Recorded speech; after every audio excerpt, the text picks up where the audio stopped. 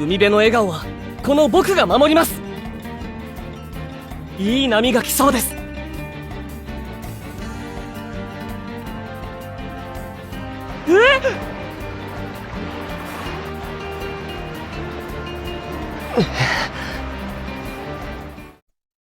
Hey there, Octopath Traveler community, Silverox is here, and this week is the Taiwan merger event with Octopath Traveler Champions of Continent with the global server, and we are getting 2 new units along with a whole bunch of awesome quality of life upgrades that the Japanese server got at the same time, which is why we're getting summer units in spring. This is not the first time that they've broken the seasonal trend. They actually released Lynette X, a summer seasonal unit for the Chinese server in winter for us. So yeah, we're getting Rondo EX and Eltrix EX right now. So that's actually a good thing, by the way, getting Rondo early. That's very good. So Rondo EX is the Knight of the Waves. And he is a scholar, and his roles is that he's an Omega class ice support / all teams damage cap support.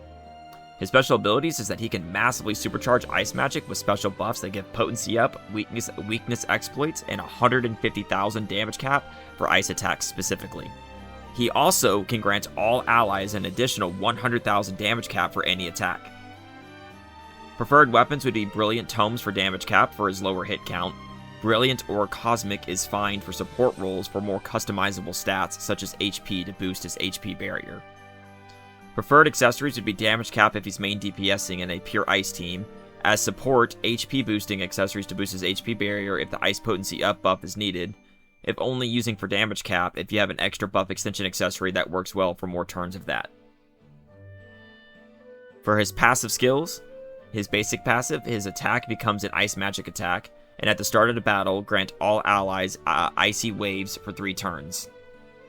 Icy waves is a unique buff that makes ice attacks grant an additional 150,000 damage cap up for ice attacks.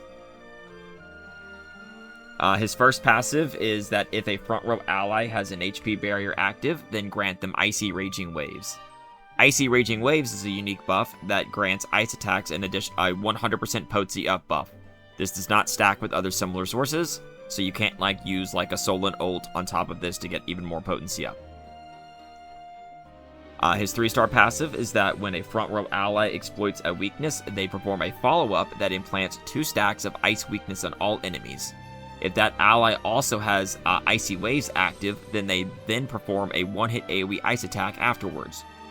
That will, at 1x100 power, that will immediately take up one of the stacks of ice weakness, but, I mean, like I said, that is a pretty good ability.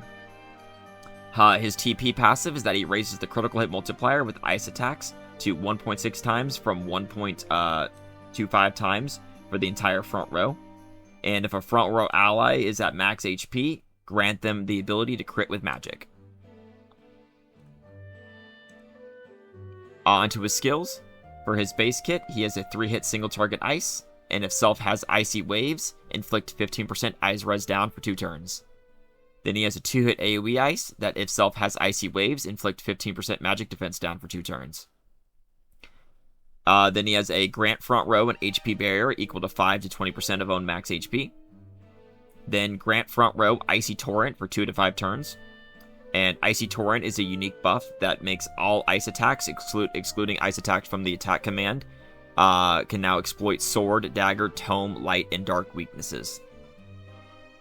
And then he can implant 6 to 9 stacks of ice weakness on a single target. Then he has a 3-hit AoE ice that grants the front row HP regen for 2 turns.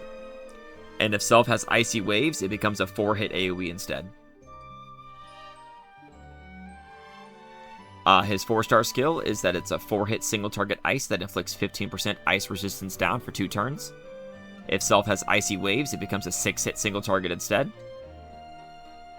Then he has a 3-hit AoE ice that grants the front row 15% ice damage up for 2 turns. And if self has Icy Waves, also grant the front row 15% magic attack up for 2 turns. And then a 4-hit AoE ice that grants the front row an HP barrier equal to 20% of his own max HP. If self has Icy Waves, the HP barrier equals 40% of his own max HP instead. And the 6-star skill evolution actually improves the skill to be a 5-hit AoE, and the HP barrier's potency is increased from 20 to 25%, and 40 to 50% with Icy Waves. And then his TP skill is a priority skill that inflicts critical scope for 1 to 4 turns on a single target, and then perform a 2-hit single target ice attack.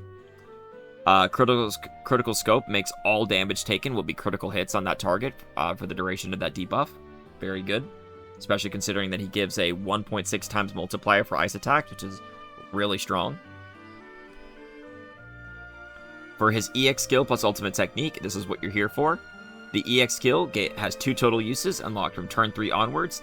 Grants all allies 100,000 damage cap up for 2 to 5 turns, and Icy Waves for 3 turns.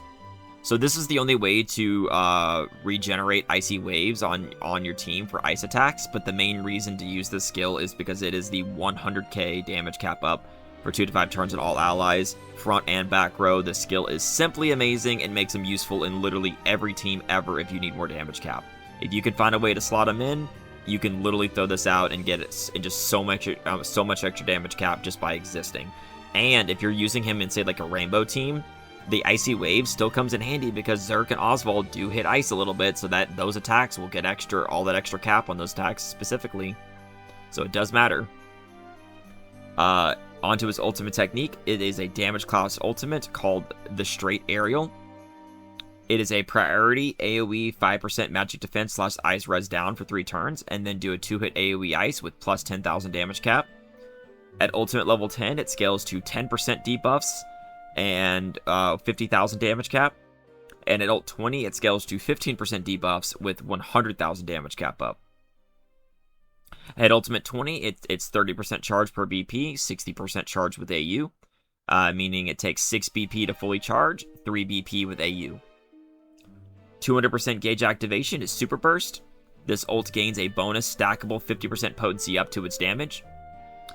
AU priority, not mandatory, but likely better to AU over Awakening if you get any dupes. Speaking of Awakenings plus his A4 accessory, A1 is good for extra stats like speed may help, so for his damage cap buff skill. A2 is just a luxury. I mean, he has some good skills, but you're fine with just 3 skills. A3, HP is good to make his HP barriers better. His A4 accessory is the Surfboard Shield. It just gives 140 magic attack up. And what it does is it gives self 30% ice damage up, plus raise the limit for passive ice damage up to 60%. A4 tier rating is B tier because it has good stats, but passive damage up and increasing passive damage limit is not very helpful on main DPSs anymore that only need damage cap mainly now. So this is definitely not worth chasing on a seasonal limited banner.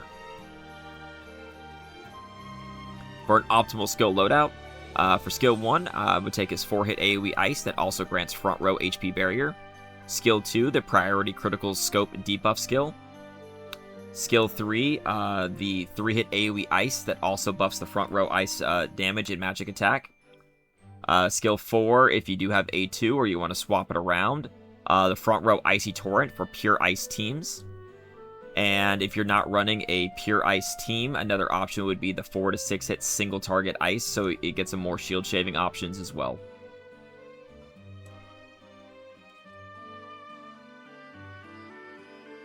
Onto unit synergy.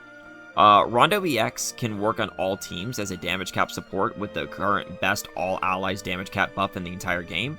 Extremely good and versatile. For a dedicated ice / magic team, CotC EX, high ice DPS and lots of hit potential. Zerk hits ice plenty hard and can follow up all ice attacks. Oswald, hard ice hits and can also follow up on ice attacks. Eltrix EX, not the greatest ice DPS, but pairs well with all of Rondo EX's buffs. Isla, GOAT magic support with his ult. Rinyu EX, GOAT magic support and damage cap ult. Alright, so to pull or not to pull plus overall rating, Rondo EX may have arrived early, and that's a good thing. His best use is his all allies damage cap buff, which he now gets a lot more time to use on many teams. Yes, he could supercharge Ice to be exceedingly strong and even allow CotC EX to hit the highest damage in Global as of his release, and by all means, you can use him to Giga buff Ice, but his best use will be to make Rainbow teams better with damage cap, or any other team better with his massive 100,000 cap up skill. So if you pull him, that is why. And as always, pull advice is just advice. Please pull and have fun your own way.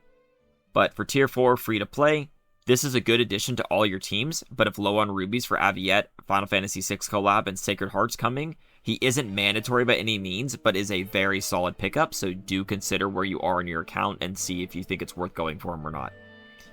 Always assume you'll have to pity though, so make sure you are prepared to go 4.5k in if you do think you want him for your teams. Tier 3, low spin / passes, 1 copy is plenty, same reasons as above though. Make the play yourself depending on what you think is best for your account. Tier 2, Dolphin, A0 and done is more than enough. Tier 1, Whale, A4 AU, because what else are you going to do? Overall rating, DPS B, Support SS, Heal B, Tank A, Overall tier S. It's just, he's an SS tier support because 100,000 damage cap is just so good. It's just unbelievably good. You will not find a lot of reason to not use him at a lot of your teams. If you are slamming damage cap with your best damaging teams and you can find a way to swap out somebody and still hit cap, then you put him in and boom, you're hitting cap even higher cap now. So definitely give that a shot. He's a lot of fun to use, and definitely try out an ice team sometime with him because yeah, they do massively kick above ice and it can make ice pretty fun to use, especially if you have like CotC EX and other units. So yeah, give that a shot. Otherwise, thanks to everyone that watched. My name's been Silveroxis. Please like and subscribe for more COTC content to come, because this channel will continue making COTC content. You do not have to worry about that. Please do check out the other content we've been making on the channel as well. And I hope you all have a wonderful rest of your day, and good luck to anybody that pulls. I'll definitely be pulling myself, and I'll try to do a pull stream if I'm able. I will see you all next time in the next video. See ya.